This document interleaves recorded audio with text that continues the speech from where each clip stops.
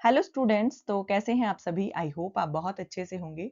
तो UGC net जो भी एस्पिरेंट्स पॉलिटिकल साइंस से देने वाले हैं 24 जून 2026 को उनका एग्जाम होने वाला है। तो आज की क्लास में हम पॉलिटिकल साइंस से रिलेटेड 50 पीवाईक्यूज रीड करेंगे। तो बहुत इंपॉर्टेंट क्वेश्चंस आज की क्लास में मैं आपके लिए लेकर आई हूँ। तो चलिए शुरू करते हैं क्वेश्चंस। लेकिन क्वेश्चन शुरू करने से पहले प्लीज चैनल को जरूर सब्सक्राइब कर लीजिए और साथ में लगे बेल आइकन को प्रेस कर दीजिए और अपने फ्रेंड्स के साथ क्लास को जरूर शेयर कीजिए, क्योंकि ये हो सकता है कि सेम यही क्वेश्चन आपसे एग्जाम में पूछे जाएं, क्योंकि पीवाईक्यू हैं तो पूछे जा भी सकते हैं। बाकी आप मुझे कमेंट करके जरूर बताना कि आपको क्लास कैसी लगी। क्लास को लाइक भी जरूर कर देना। चलिए शुरू करते हैं क्लास। ग्रीन पॉलिटिकल थ्योरी और पारिस्थितिकीवाद के प्रमुख वैश्विक विचारक कौन है? तो वैश्विक विचारक पूछे हैं, यानी कि वेस्टर्न पॉलिटिकल थिंकर्स सामने बताने हैं जो ग्रीन पॉलिटिकल थ्योरी से रिलेटेड थे। ठीक है, तो वो थे option number b Andrew Andrew Dobson. ठीक है, एंड्रयू डबसन जो थे वो ग्रीन पॉलिटिकल थ्योरी और पारिस्थितिकीवाद से संबंधित वैश्विक विचारक थे। ठीक है, ये आपने याद रखना है। नेक्स्ट आता है कि किस प्रसिद्ध न्यायविद ने अधिकारों के वर्गीकरण के लिए दावा, स्वतंत्रता, शक्ति और उन्मुक्ति का सहसंबंधी ढांचा दिया था? तो किसने दिया था? वेस्ले न्यूकॉम्ब हॉडेल्फ ने। ठीक है, वेस्ले न्यूकॉम्ब हॉडेल्फ ने जो था वो शक्ति, दावा, स्वतंत्रता, शक्ति और उन्मुक्ति का जो था वो क्लेम, लिबर्टी, पावर और इम्यूनिटी का जो ढांचा था वो दिया था। ठीक है, वेस्ले न्यूकॉम्ब का नाम आपने याद रखना है। नेक्स्ट आता है the concept of law. The concept of law नामक विख्यात कानूनी राजनीतिक पुस्तक जो थी वो किसने लिखी थी? आपने मतलब बाकी लाइन को नहीं समझना है, सिर्फ ये समझना है द कॉन्सेप्ट ऑफ लॉ जो थी वो किसकी पुस्तक थी। ठीक है, तो ये पुस्तक जो थी ये किसने लिखी थी? ये लिखी थी H.L.A. हार्ट ने। ठीक है, H.L.A. हार्ट जो थे उन्होंने द कॉन्सेप्ट ऑफ लॉ जो थी वो लिखी थी। ठीक है, नेक्स्ट आता है कल्याणकारी, उदारवाद और सकारात्मक राज्य के विचार को आगे बढ़ाने वाले ब्रिटिश दार्शनिक टी.एच. ग्रीन के विचारों को किस दर्शन के अंतर्गत रखा जाता है? तो टी.एच. ग्रीन के जो दर्शन जो विचार हैं उनको ब्रिटिश आदर्शवाद के अंदर जो है वो रखा जाता है। ठीक है, ब्रिटिश आदर्शवाद के अंदर जो है वो रखा जाता है। प्लेटो भी एक आदर्शवादी विचारक थे, ये भी आपने याद रखना है। बाकी इनको जो था वो ब्रिटिश आदर्शवाद जो है वो कहा जाता है, टी.एच. ग्रीन को। नेक्स्ट आते हैं नारीवाद के अंतर्गत प्रसिद्ध नारा व्यक्तिगत ही राजनीति है। ठीक है, के मूल रूप से किसने जो था वो 1969 में एक निबंध पर शीर्षक जो था वो लोकप्रिय हुआ था। तो व्यक्तिगत ही राजनीति है। ठीक है, द पर्सनल इज पॉलिटिकल। ठीक है, तो ये किसने ये नारा दिया था? ये दिया था कैरल हैनिश ने। ठीक है, कैरल हैनिश जो थी उन्होंने ये नारा जो था वो दिया था। नेक्स्ट आता है lectures on justice, police, revenue and arms. ठीक है, lectures on justice, police and revenue of arms जो थी उनके किन के व्याख्यानों का संकलन है, यानी कि ये जो पुस्तक है ये इसमें किन मतलब किसकी है ये पुस्तक? सीधे क्वेश्चन अगर समझना हो तो ये है एडम स्मिथ की। ठीक है, lecture on justice, police, revenue and arms. ठीक है, ये बुक बहुत इंपॉर्टेंट है, बहुत बार पूछी जा चुकी है एग्जाम में। नेक्स्ट आता है प्लेटो ने अपनी पुस्तक द रिपब्लिक में आदर्श राज्य के सुचारू संचालन के लिए किन चार प्रमुख सद्गुणों का जो आवश्यक माना है? फोर कार्डिनल वर्च्यूज जो हैं वो प्लेटो ने माने हैं द रिपब्लिक में। वो कौन से हैं? वो हैं ऑप्शन नंबर सी बुद्धिमता यानी कि विजडम, साहस यानी कि करेज, संयम यानी कि टेम्परेंस और न्याय यानी कि जस्टिस। ठीक है, तो विजडम, करेज, टेम्परेंस और जस्टिस। ठीक है, बुद्धिमता, साहस, संयम और न्याय को जो है वो द रिपब्लिक में उन्होंने जो है वो फोर कार्डिनल वर्च्यूज जो है वो माना है। ठीक है, नेक्स्ट आता है मैकियावेली के समकालीन किस फ्लोरेंटाइन इतिहासकार ने इतालवी राजनीति के विश्लेषण पर प्रसिद्ध ग्रंथ द हिस्ट्री ऑफ इटली जो था वो लिखा था? सबसे पहली बात कि आपने याद रखना है कि ये मैकियावेली के समकालीन थे और इन्होंने प्रसिद्ध ग्रंथ द हिस्ट्री ऑफ इटली जो था वो लिखा था। ठीक है, तो ये आपने याद रखना है ऑप्शन नंबर बी फ्रांसिस्को गुडिचाडिरनी। ठीक है, गुडिचिया डिरनी। ठीक है, फ्रांसिस्को गुडिचिया डिरनी जो थे उन्होंने ये मैकियावेली के समकालीन थे और इन्होंने ये जो ग्रंथ है द हिस्ट्री ऑफ इटली, ठीक है, ये लिखा था। नेक्स्ट आता है किस विचारक को उनके राजनीतिक दर्शन की व्यवहारिक और इतिहास आधारित प्रकृति के कारण आधुनिक रूढ़िवाद या अनुवाद का जो है वो जनक जो है वो माना जाता है? ठीक है, मॉडर्न कन्वर्सेशन का जनक जो है, कन्वर्सिज्म का कन्वर्से उपनिवेशन का जो जनक है वो माना जाता है, तो इनको माना जाता है एडम वर्क को, ठीक है, एडमंड वर्क को, ठीक है, ये माना जाता है आधुनिक रूढ़िवाद या अनुवाद का जनक, ठीक है। समीक्षात्मक ग्रंथ जो है the open society and it's enemies, ठीक है, the open society and it's enemies जो है वो कार्ल पॉपर ने प्लेटो और हेगल के अलावा किस तीसरे विचारक की खुली शत्रु माना था। तो जो सबसे पहले तो हमारा ये कॉन्सेप्ट क्लियर हो गया कि जो कार्ल पॉपर थे वो प्लेटो और हेगल के बहुत बड़े आलोचक थे, ठीक है, और इन्होंने तीसरा जो शत्रु माना है वो किसको माना है, यानी कि ये तीसरे ऐसे व्यक्ति जिनकी ये आलोचना करते थे कार्ल पॉपर, वो कौन थे, तो वो थे कार्ल मार्क्स, ठीक है। कार्ल मार्क्स जो थे वो हेगल, कार्ल मार्क्स और प्लेटो, ठीक है, तीनों की आलोचना करते थे कार्ल पॉपर, ठीक है। कार्ल पॉपर जो थे वो तीनों के बहुत बड़े आलोचक थे, जिन्होंने the open society and it's enemies पुस्तक में इन्होंने खुली जो है वो खुला शत्रु जो है वो इनको माना है। नेक्स्ट आता है मैरी वुllstonecraft की कालजयी पुस्तक the vindication of the rights of women, ठीक है, 1792 में ये पुस्तक लिखी गई थी इनके द्वारा, किस ऐतिहासिक वैश्विक घटना के तत्काल प्रतिक्रिया में लिखी गई थी। तो ये लिखी गई थी फ्रांसीसी क्रांति की तत्काल प्रक्रिया में, ठीक है, फ्रांसीसी क्रांति जो फ्रेंच रिवॉल्यूशन हुई थी 1789 में, उसके ऊपर ये 1792 में मैरी वुllstonecraft के द्वारा ये पुस्तक लिखी गई थी, vindication of the rights of women, ठीक है। नेक्स्ट आता है कौटिल्य के अर्थशास्त्र के अनुसार राज्य के सप्तांक सिद्धांत के अंतर्गत जो मित्र है उसकी तुलना मानव शरीर के किस अंग के साथ की गई थी, तो इसकी तुलना जो थी वो मानव शरीर के कान के साथ की गई थी, ठीक है, कान के साथ जो थी वो सप्तांक सिद्धांत में मित्र शब्द की तुलना जो थी वो की गई थी, ठीक है, तो ये आपने याद रखना है, बहुत इंपॉर्टेंट है। नेक्स्ट आता है 19वीं शताब्दी के प्रसिद्ध समाज सुधारक राजा राम मोहन राय द्वारा 1821 में बंगाली भाषा में संपादित एवं प्रकाशित किया जाने वाला प्रथम साप्ताहिक समाचार पत्र कौन सा था, तो कौन सा था जो राजा राम मोहन राय ने संपादित किया था 1821 में, ठीक है, और बंगाली भाषा में था ये, तो ये था संवाद कौमुदी, ठीक है, संवाद कौमुदी जो है वो राजा राम मोहन राय का एक संपादित किया जाने वाला साप्ताहिक समाचार पत्र है, ठीक है, जो 1821 में ये इनके द्वारा प्रकाशित जो था वो किया गया था। नेक्स्ट आता है स्वामी विवेकानंद ने शिकागो यानी कि अमेरिका में आयोजित ऐतिहासिक विश्व धर्म संसद, ठीक है, पार्लियामेंट ऑफ रिलीजन्स में भारत और सनातन धर्म का प्रतिनिधित्व किस वर्ष किया था, तो इन्होंने किस वर्ष जो था वो विश्व धर्म संसद का जो था वो प्रतिनिधित्व किया था, ठीक है, तो इन्होंने किया था 1893 11 सितंबर 1893 में इन्होंने विश्व धर्म संसद का जो प्रतिनिधित्व था भारत की तरफ से वो किया था, ठीक है, स्वामी विवेकानंद जी ने, और ये जो विश्व धर्म संसद था वो कहाँ पर हुआ था, शिकागो अमेरिका, ठीक है। नेक्स्ट आता है महात्मा गांधी ने सविनय अवज्ञा आंदोलन, ठीक है, सविनय अवज्ञा आंदोलन की वैचारिक जो प्रेरणा थी वो अमेरिका लेखक और विद्यमंतकार के विचारकों से प्राप्त की थी, तो कौन थे जिनके विचारों से प्रभावित होकर जो सविनय अवज्ञा आंदोलन की जो प्रेरणा थी वो महात्मा गांधी जी ने ली थी, तो वो थे डेविड थोरो, ठीक है, हेनरी डेविड थोरो जो थे उनके विचारों से प्रभावित होकर इन्होंने सविनय अवज्ञा आंदोलन की जो वैचारिक प्रेरणा थी वो ली थी, ठीक है, महात्मा गांधी जी ने। नेक्स्ट आता है डॉक्टर वी आर अम्बेडकर ने बौद्ध धर्म को ग्रहण करने से पहले 1935 में किस ऐतिहासिक सम्मेलन में ये घोषणा की थी कि मैं हिंदू के रूप में पैदा तो हुआ हूँ लेकिन हिंदू के रूप में मरूंगा नहीं, ठीक है, तो ये डॉक्टर बी आर अम्बेडकर जो संविधान निर्माता भी कहे जाते हैं उनके ये बोल थे। 1935 में उन्होंने एक सम्मेलन में ये घोषणा की थी, तो वो कौन सा सम्मेलन था, वो था ये ओला घोषणा, ठीक है, ये ओला जो कॉन्फ्रेंस थी महाराष्ट्र में ये हुई थी, ठीक है, तो इसमें इन्होंने ये कहा था कि मैं हिंदू के रूप में पैदा हो गया हूँ लेकिन मरूंगा मैं हिंदू के रूप में नहीं, ठीक है। नेक्स्ट आता है कि सिख धर्म के न्यायपूर्ण और धर्म आधारित शासन की स्थापना के संदर्भ में गुरु गोविंद सिंह द्वारा फारसी भाषा में लिखा गया वह पत्र कौन सा है जो उन्होंने औरंगजेब को भेजा था, ठीक है, तो ऐसा कौन सा पत्र था जो फारसी भाषा में था और उन्हें औरंगजेब को भेजा था, वो था जफरनामा, ठीक है, जफरनामा विजय पत्र जो था वो गुरु गोविंद सिंह द्वारा फारसी भाषा में लिखा गया था और ये उन्होंने औरंगजेब को भेजा था, ठीक है।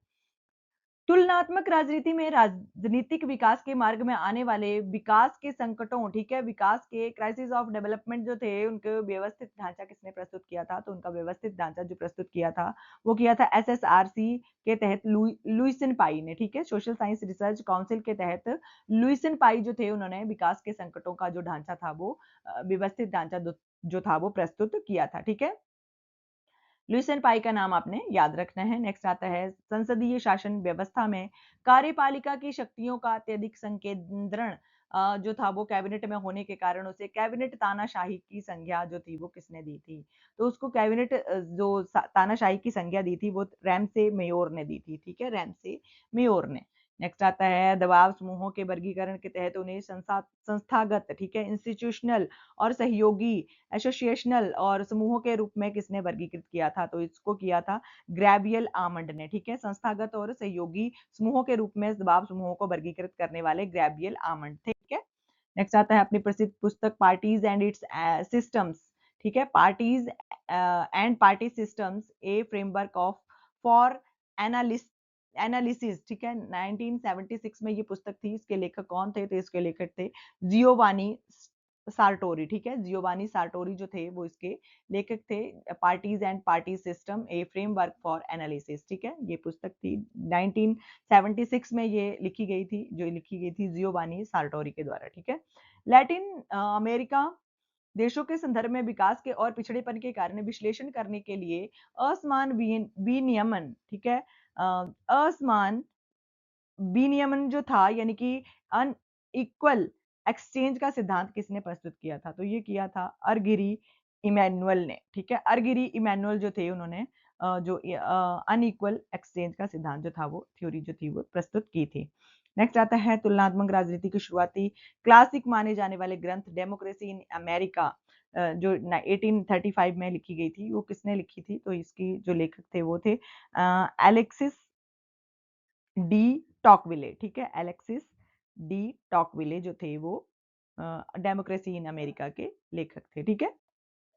नेक्स्ट आता है अंतरराष्ट्रीय संबंधों में शास्त्रीय यथार्थवाद और नव यथार्थवाद के संश्लेषण के रूप में जो नव शास्त्रीय यथार्थवाद जो शब्द का सर्वप्रथम प्रयोग किसने किया था? तो ये किया था ऑप्शन नंबर ए गिदोन ने, ठीक है, गिदोन रोज ने इसका जो था वो 1998 में जो था वो सर्वप्रथम प्रयोग जो था वो किया था नवशास्त्रीय यथार्थवाद का, ठीक है।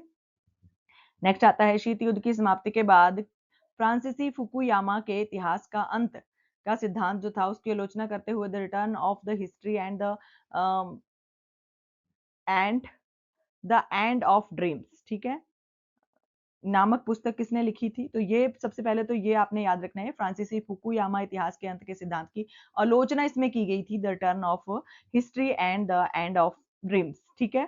तो ये जो पुस्तक लिखी गई थी ये किसने लिखी थी? ये लिखी थी रॉबर्ट कैगन ने, ठीक है, रॉबर्ट कैगन ने ये फुकुयामा की जो आलोचना थी वो इसमें की थी, ठीक है। नेक्स्ट आता है अंतरराष्ट्रीय पर्यावरण कूटनीति और सतत विकास के इतिहास के में ऐतिहासिक रियो अर्थ समिट जो किस वर्ष आयोजित किया गया था? तो ये किया गया था ऑप्शन नंबर सी 1992 में ब्राजील में, ठीक है।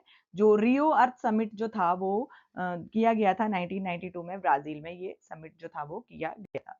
नेक्स्ट आता है अंतरराष्ट्रीय राजनीति में सुरक्षा दुविधा, ठीक है, सिक्योरिटी डायलेमा जो था उसकी उसमें अराजकता स्थिति को नियंत्रित करने के लिए जो सुरक्षा व्यवस्था है उसकी अवधारणा किसने दी थी? तो ये दी थी रॉबर्ट जर्विस ने, ठीक है, रॉबर्ट जर्विस ने ये अवधारणा जो थी वो दी थी। नेक्स्ट आता है अंतरराष्ट्रीय राजनीतिक व्यवस्था के अंतर्गत हेजेमोनिक स्थिरता के संदर्भ में सद्भावनापूर्ण अधिपत्य जो था और दुर्भावनापूर्ण अधिपत्य के मध्य का अंतर किसने स्पष्ट किया था? तो ये किया था चार्ल्स किंडलबर्गर ने, ठीक है। नेक्स्ट आता है वैश्विक राजने और अंतरराष्ट्रीय कानून के विकास में आधुनिक संप्रभु राज्य कल्याण जो था उसकी नींव रखने वाले वेस्टफेलिया की संधि जो थी वो किसने हस्ताक्षरित हुई थी? तो ये किस वर्ष में हस्ताक्षरित हुई थी? ये हुई थी 1648 में, ठीक है, वेस्टफेलिया की संधि आपने याद रखनी है, ये 1648 में जो थी वो हस्ताक्षरित हुई थी। भारत की लुक ईस्ट नीति के अंतर्गत भारत और को दक्षिणी पूर्वी एशियाई देशों के संगठन आसियान का पूर्ण संवाद भागीदार जो था वो किस वर्ष बनाया गया था? तो ये बनाया गया था 1995 में, ठीक है, क्षेत्रीय भागीदार इसको 1992 में बना था ये, ठीक है। नेक्स्ट आता है 1962 के युद्ध के बाद भारत और चीन के राजनयिक संबंधों को पुनः सामान्य बनाने की प्रक्रिया के तहत वर्ष 1976 में बीजिंग में भारत के राजदूत के रूप में किसे चुना गया था? तो ये चुना गया था ऑप्शन नंबर ए के आर नारायण के द्वारा, ठीक है। नेक्स्ट आता है भारत और श्रीलंका के बीच केची तिबू द्वीप जो है उसकी के मालिकाना हक को लेकर ऐतिहासिक समुद्री सीमा समझौता किस वर्ष हस्ताक्षरित हुआ था? तो ये हुआ था 1974 में, ठीक है। तो ये जो था वो केची तिबू द्वीप जो था उसके मालिकाना हक को लेकर एक समझौता हुआ था, ठीक है, समुद्री सीमा समझौता। ये हुआ था इंदिरा गांधी और सीसी माबो भंडार नायके के बीच में, ठीक है, 1974 में। भारत की परमाणु नीति का प्रबंधन करने वाले राष्ट्रीय सुरक्षा सलाहकार बोर्ड एनएसएबी, ठीक है, के पहले संयोजक कौन थे जिन्होंने भारत में परमाणु सिद्धांत न्यूक्लियर डॉक्ट्राइन का प्रथम मसौदा जो था वो तैयार किया था? तो वो थे के सुब्रमण्यम, ठीक है। के सुब्रमण्यम जो थे वो एनएसएबी यानी कि राष्ट्रीय सुरक्षा सलाहकार बोर्ड के पहले संयोजक थे, ठीक है, पहले संयोजक थे, ये आपने याद रखना है, ठीक है। और इन्होंने ही न्यूक्लियर डॉक्ट्राइन का प्रथम मसौदा जो था वो तैयार किया था। भारत की गुटनिरपेक्षता यानी कि नॉन अलाइनमेंट पॉलिसी जो है की विदेश नीति की वास्तविक प्रकृति को स्पष्ट करने के लिए इसे सकारात्मकता और गतिशील तटस्थता, ठीक है, की संज्ञा जो थी वो किसने दी थी? तो इसकी संज्ञा दी थी जवाहरलाल नेहरू जी ने, ठीक है। किसने दी थी? जवाहरलाल नेहरू जी ने। नेक्स्ट आता है कि भारतीय संविधान के प्रसिद्ध विशिष्ट अनुच्छेद के तहत सर्वोच्च न्यायालय को अपने ही पूर्ववर्ती फैसलों के आदेशों की न्यायिक समीक्षा जो थी करने का अधिकार प्राप्त है। तो वो है अनुच्छेद 137 में, ठीक है, 137 में, ठीक है। तो ये क्या है? पूर्ववर्ती फैसलों या आदेशों की न्यायिक समीक्षा करने का अधिकार प्राप्त है। नेक्स्ट आता है कि संसद के दोनों सदनों द्वारा पारित किसी सामान्य विधेयक को राष्ट्रपति द्वारा केवल एक ही बार पुनर्विचार के लिए वापस भेजने की शक्ति जो है वो उसका उल्लेख किस अनुच्छेद में है? तो इसका उल्लेख जो है वो अनुच्छेद 111 में है, ठीक है। तो एक ही बार पुनर्विचार के लिए वापस भेजने की शक्ति जो है वो निलंबनकारी निषेधाधिकार भी इसको कहा जाता है, ठीक है। सस्पेंसिव वीटो जो है उसका उल्लेख किस अनुच्छेद में है? तो 111 में यानी कि 111 में, ठीक है। नेक्स्ट आता है कि संविधान सभा में देशों के लिए संविधान का प्रारूप तैयार करने के लिए गठित प्रारूप समिति जो थी उसके अध्यक्ष सहित कुल कितने सदस्य थे? अध्यक्ष के साथ जो कुल सदस्य थे वो थे 7 सदस्य, ठीक है। अध्यक्ष को मिलाकर टोटल 7 जो मेंबर्स थे वो टोटल थे, ठीक है, प्रारूप समिति यानी कि ड्राफ्टिंग कमेटी के, ठीक है। नेक्स्ट आता है, और इसके अध्यक्ष कौन थे? इसके अध्यक्ष बी.आर. अम्बेडकर जी थे, ठीक है। नेक्स्ट आता है कि भारतीय संविधान के किस अनुच्छेद के अंतर्गत प्रत्येक राज्य के लिए राज्यपाल द्वारा राज्य के सर्वोच्च कानूनी अधिकारी यानी कि महाधिवक्ता एडवोकेट जनरल की नियुक्ति जो है वो की जाती है? तो वो की जाती है अनुच्छेद 165 के तहत, ठीक है, 165 के तहत। नेक्स्ट आता है संसद की किस समिति की सिफारिश पर संसदीय समितियों का विभागवार वर्गीकरण जो है वो वर्ष 1993 की पहली बार शुरू किया गया था? तो ये किया गया था नियम समिति के तहत, ठीक है, रूल्स कमेटी जो थी उसके तहत। नेक्स्ट आता है भारतीय राजनीति में राष्ट्रीय स्तर पर पुनर्गठन युग, ठीक है, पुनर्गठन युग का औपचारिक शुरुआत केंद्र में राष्ट्रीय मोर्चा सरकार के गठन के से किस वर्ष शुरू हुई थी? तो ये हुई थी ऑप्शन नंबर बी 1989 में, ठीक है, पीवी सिंह के नेतृत्व में।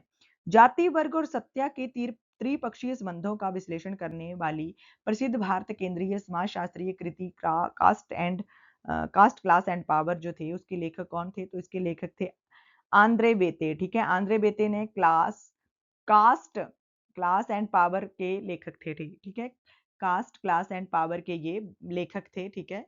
तो इनकी ये समाजी शास्त्रीय कृति थी, ठीक है, सोशलिस्ट एक कृति इनकी ये मानी जाती है। तो आंद्रे बेते का नाम आपने याद रखना है।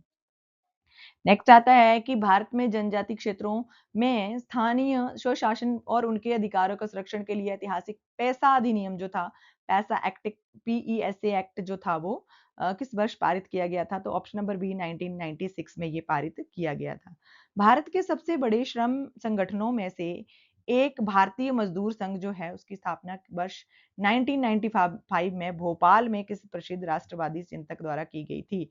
तो ये की गई थी दंपोपत ठेंगड़ी के द्वारा, ठीक है, ये की गई थी दंपोपत ठेंगड़ी के द्वारा, ठीक है। राष्ट्रीय मजदूर संघ की स्थापना जो 1955 में की गई थी भोपाल में, ठीक है। तो ये याद रखना है आपने दंतोपंत ठेंगड़ी के द्वारा।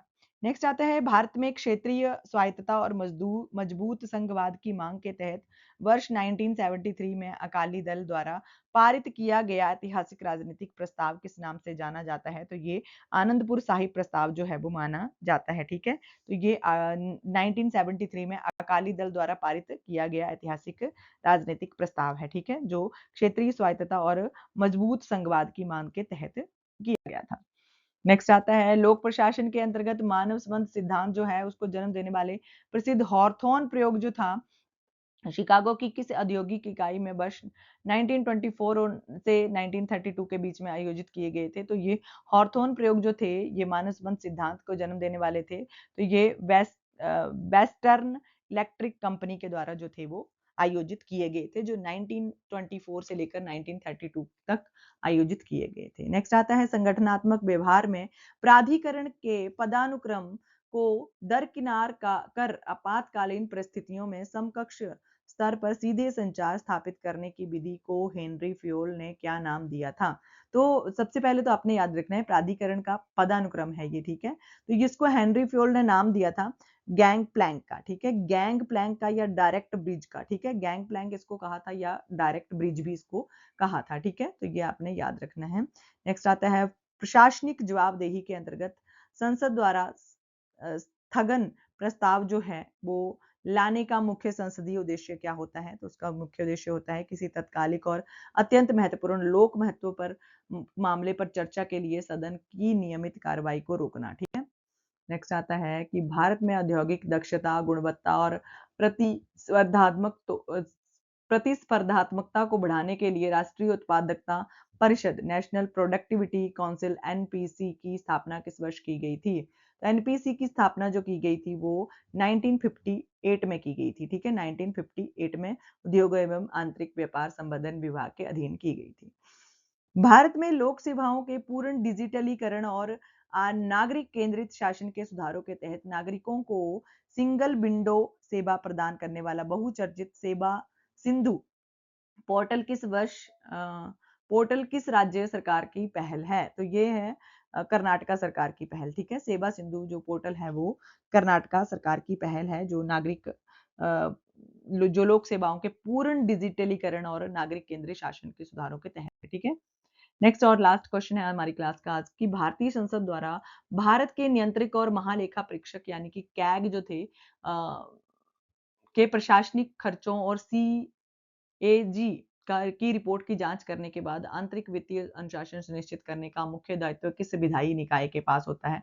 तो ये होता है लोक लेखा समिति के पास, ठीक है, पब्लिक अकाउंट्स कमेटी के पास, पीएसी के पास, ठीक है। पीएसी के पास जो कैग है उसके जो प्रशासनिक खर्चे हैं उनकी उनका जो विधायी निकाय मतलब उनके पास सुनिश्चित उनका दायित्व जो है वो करता है, ठीक है। तो आई होप कि आपको ये क्वेश्चन बहुत अच्छे लगे होंगे और एग्जाम के पॉइंट ऑफ व्यू से बहुत इंपॉर्टेंट क्वेश्चन है, सभी पीवाईक्यू थे। तो प्लीज आपने क्लास को एंड तक जरूर देखा होगा, आपको क्लास भी अच्छी लगी होगी तो लाइक जरूर कर दें, बाकी कमेंट करके मुझे जरूर बताएं कि आपको कैसी लगी क्लास, और साथ में अपने फ्रेंड्स के साथ क्लास को जरूर शेयर कर दें, और चैनल को अभी तक सब्सक्राइब नहीं किया है तो प्लीज चैनल को भी जरूर सब्सक्राइब कर लें। बाकी आज की क्लास के लिए बस इतना ही। बेस्ट ऑफ लक आपके कल के एग्जाम के लिए। Thank you for watching.